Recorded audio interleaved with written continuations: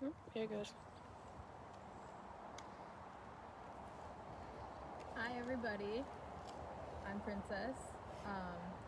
I'm one of the interpreters up here at Patrick's Point State Park at the Sume Village. Today we're going to talk about our traditional Redwood canoes. But before I start, I wanted to let everybody know that we are still taking the precautions in the parks, and that face masks are, it is asked to wear face masks, and we are doing that as well when we are working together. And we appreciate everyone coming out here and following the guidelines. And thank you everybody for tuning into these Facebook Lives and supporting us through this live.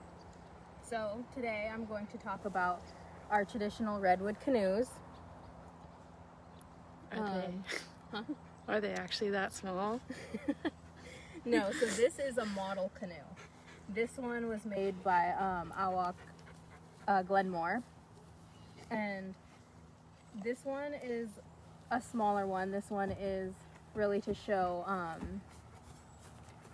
how they are built. And so the ones that I have here to show you today, our kids use a lot. So they look at them and they say, oh, that's my canoe, because they're a lot smaller.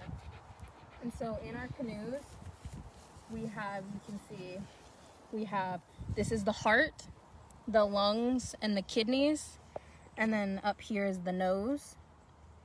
And you can see right here, those are the eyes. And so the reason we have these canoes with the body parts is because they are just like us. They have their own spirit and their own life. And we believe that, that they have their own spirit. And we use these in a lot of different ways. We use them to get from place to place. We use them in multiple ceremonies. We use them all the time. And the reason I wanted to talk about these today is because we do have things like this to show in the parks. And a lot of times people aren't careful with them. They pull on them and they do different things and they end up broken. So if you pull on the nose of a canoe, if you pull it this way, it'll break. It's not indestructible. So this canoe has been in the parks for a long time, and people were not careful with it. And so it ended up getting broken. Somebody had pulled on the nose and it broke. And more people decided to jump on the sides and to pull on it to see if we can see how heavy it actually was and if they could lift it, and it ended up broken.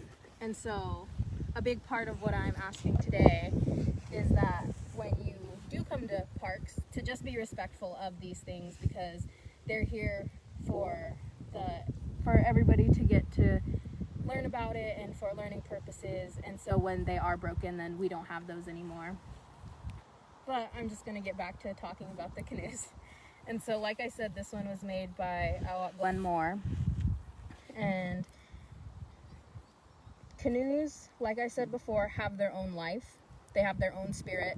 And so we use them in the rivers, the lagoons, we also use them in the ocean.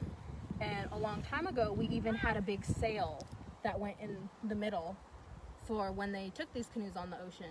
And the canoes that went on the ocean were a lot bigger than the canoes that we take on the river or the lagoons. And we still use these canoes all the time. I learned how to paddle a canoe in the lagoons with my family when I was 10 years old. And so I was pretty young to be learning that. Me and my brother both went and learned how to use these. And when I learned, I struggled a lot, because when you're in a canoe, it has its own life. And so you are just paddling it, and it's really taking you on your journey. It's really like guiding you. And so sometimes you take them out and they spin and they turn and they spin, and you don't really get where you're going. And so that was my issue. And that's when my family had to explain to me that they have their own spirit and their own life, and you can't expect to just it always to be easy and it to just go wherever you want. Sometimes it's not the best thing to go a certain place, and so your canoe won't take you there. And another thing about canoes is in Yurok they're called an othwayach, and the people, us Yurok people, are called oth, and our houses are called othwayach. And our houses have a heart and lungs and all these body parts too, and it's because we're all connected and we all have our own spirit. And we use redwood because of that spirit, because we believe that redwood trees are the protector of the forest and they have their own life and their own spirit. And so that's why we use redwood for our canoes, our othwayaches, and our houses. And in Hoopa, we call a canoe metdil. And so that's just a little bit about these awesome canoes. I'll give it a few minutes if there are any questions or anything that anybody wants to ask about canoes or about how we use them. You can give it a few minutes. Do you still paddle canoes? Yeah, we still paddle them all the time. Me and my family like to take them out a couple of times a year. Another thing about them, this is another canoe, another model that was made by Dewey George. And you can see it has the kidneys and the lungs and the heart and the nose. Oh, and I forgot to explain the seat.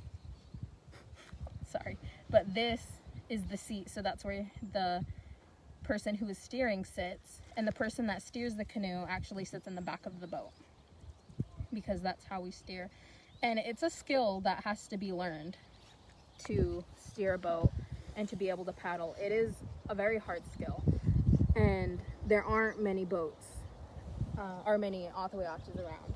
There are people who have them, but when you have one, you have a responsibility to everyone. So you can be going down the river and your worst enemy needs a ride. He needs a ride across the river. And if you're lucky enough to have a othwayach, then you are obligated to go and take them across the lagoon. And a lot of people think that when a redwood tree falls, you can make two canoes. And a lot of people would think that you make them like this, but you don't. You actually cut it in half and it comes out like this. And so you can get two canoes from one fallen redwood tree. And we wait for them to fall because we don't cut them down. So if there are no more questions, there is one more question. How old is the full-size canoe? This one? This canoe right here, I'm going to say is about 30 years old. This one was made by Axel Lundgren, and he made this one for this purpose, for people to be able to come out and learn about it. And there's another one up at the visitor center that people can look at if they are here. Yeah. Do you have any experiences from a canoe trip that you want to share? Like I said, my favorite memory was learning how to paddle a canoe and the responsibility of having them and those types of things. I love going out with my family and being able to show my sister or my little brothers how it works and explaining to them what was explained to me. Do individual families have special engravings on their canoes? Some prefer to have that. Not everybody does. It really depends on the family. On this canoe, on the heart, the man that was making this, Axel, he had some surgery on his heart, and I think he had a bypass. And so you can see the two lines that come through right here. And he carved those in because that's what was happening with him at the time. And so him and this canoe were always connected in that way. think that's it. All right. Thank you everybody for tuning in. Tune in every Wednesday with us at 3 p.m. and we have a lot of other programs that we offer at 3 p.m. on Facebook. So tune into those too.